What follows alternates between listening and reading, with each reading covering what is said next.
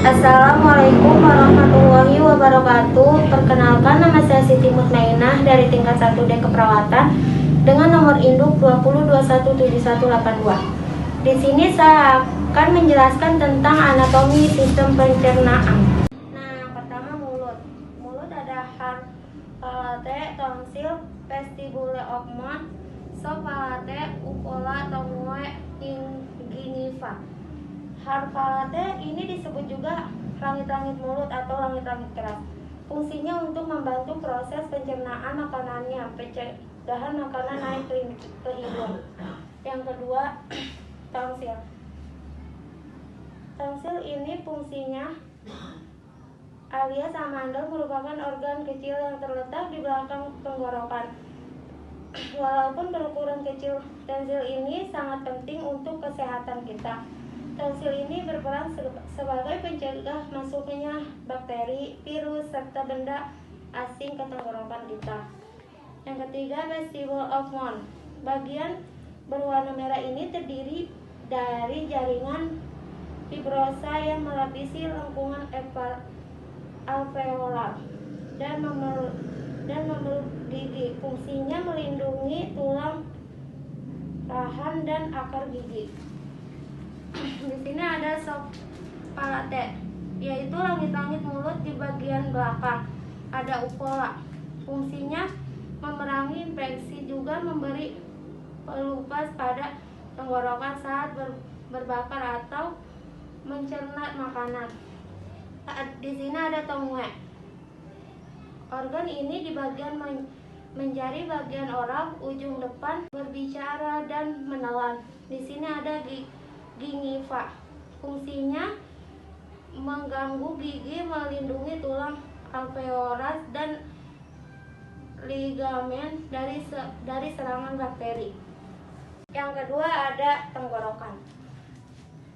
Di tenggorokan ada paring, lidah, katup epiglotis, laring, esophagus atau kerongkongan, ada trakea. Paring adalah tenggorokan bagian belakang. Fungsinya untuk menyalurkan aliran udara dari hidung dan mulut ke trakea. Lidah fungsinya untuk sebagai alat pengecap untuk merasakan makanan, minuman, atau apapun yang masuk ke dalam mulut. Katup epiglotis merupakan katup berbentuk pedang yang terletak di belakang lidah.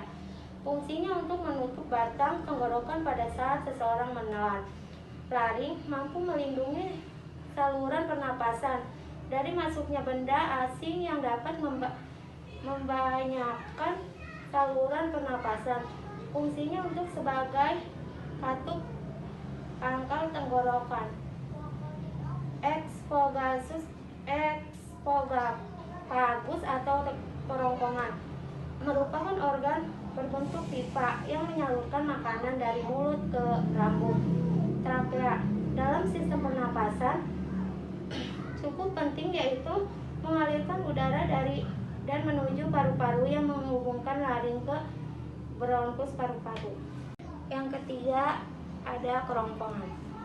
Di sini ada middle turbinate, inferior turbinate, adenoid, soft palate, tonsil, lingual tonsil, epiglottis, vocal cords, esophagus, tongue, genioglossus, muscle, mandible, hyoid bone, thyroid, cartilage, trachea. Middle turbinate adalah turbin tengah. Inferior turbinate, turbin inferior, berfungsi untuk melindungi hidung dengan mengatur temperaturan dengan kelembapan udara yang masuk saat bernapas, serta menyaring benda-benda asing yang masuk bersamaan dengan udara yang masuk. Adenoid merupakan bagian dari sistem getah bening atau limfafik yang berfungsi untuk melawan infeksi. Soft palate, langit-langit lunak, berfungsi untuk merangi infeksi, juga memberi pelumas pada tenggorokan saat berbicara. Tonsil berperan sebagai pencegah masuknya bakteri, virus, serta benda asing ke dalam tenggorokan kita. lingual tonsil. Tonsil lingual berfungsi sebagai pelindung yang letaknya di bagian dasar lidah. Yang keempat ada lambung. Lambung berisi esophagus, cardian, fundus, body of stomach, longitudinal layer, circular layer, oblique layer, greater curvature, gastric rugae, duodenal glut, duodenum, rasa curvature, lower esophageal sphincter. Esophagus adalah kerongkongan saluran yang panjangnya sekitar 25 cm dan berfungsi untuk menyalur makanan dan minuman dari mulut ke dalam. Kardia berfungsi untuk mencegah isi lambung masuk ke kerongkongan kembali. Fundus bagian lambung yang biasanya berisi udara yang masuk ketika Anda menelan. Body of stomach, badan lambung, adalah memiliki fungsi paling penting. Lapisan memanjang untuk melakukan gerak peristaltik pada lambung sehingga makanan dapat diremas-remas hingga hancur dan bercampuran dengan enzim-enzim. Circular layer, lapisan melingkar, tempat menyimpan makanan sementara. Oblique layer, lapisan miring. Greater curvature, kelengkungan yang lebih besar. Gastric rugae, rugae lambung. Duodenal glut atau bola lambung, duodenum. Duodenum. Nah, yang kelima usus halus. Usus halus ada ascending colon, cecum, descending colon, sigmoid colon, transversi colon. Ascending colon yaitu menyerapkan air maupun nutrisi yang sebelumnya terlewatkan oleh usus halus. Cecum berfungsi membantu pencernaan bahan makanan yang mengandung serat dengan bantuan milik mikroorganisme. Descending colon yang berfungsi mengalirkan makanan ke bawah atau pembuangan. Sigmoid colon yang bentuknya dalam bagian usus besar yang berukuran pendek. Tersebut terjadi kontraksi yang kuat agar tasek dari kolon descendant bisa dikeluarkan melalui anus. Transversi kolon membawa. Nah, di sini yang keenam usus besar.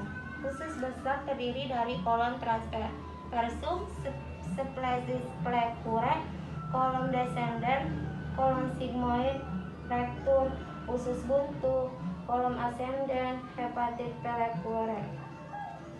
Kolon transversum terletak pada bagian kanan perut. Pelekatan usus besar transversum dilakukan oleh kelompok jaringan yang disebut dengan omentum. Splenic fluid terjadi ketika gas terperangkap di usus besar. Gas yang terperangkap menyebabkan tekanan yang dapat mendorong organ di sekitarnya sehingga menyebabkan rasa sakit dan ketidaknyamanan. Kolom descendant, bagian kolom transversum bagian bawah dan berubah menjadi kolom descendant. Kolom ini letaknya ada di sisi perut bagian kiri. Kolom sigmoid merupakan kolom terakhir yang ada di bagian usus besar. Kolom ini terletaknya di sisi kiri bagian bawah perut. Rectum berfungsinya sebagai penyimpanan sementara limbah pencernaan sebelum keluar melalui anus. Usus buntu ini melekat pada cecum dan merupakan bagian dari usus besar. Fungsinya sebagai sistem kekebalan tubuh. Kolon ascendant yang ada di bagian usus besar dimulai dua kolom ascendant. Fungsinya sebagai penyerap air dan menyerapkan nutrisi. Nah, yang ketujuh ada rectum dan anus. Rectum dan anus terdiri dari kolon, rectum, sigmoid cove, anus, sigmoid kolon. Di sini ada kolon berfungsi untuk mencampur gas dengan enzim pada saluran cerna. Rectum bagian bawah usus besar yang berukuran sekitar 15 cm. Fungsinya untuk menerima dan menyimpan limbah dari kolon hingga tiba saatnya dikeluarkan oleh tubuh melalui anus.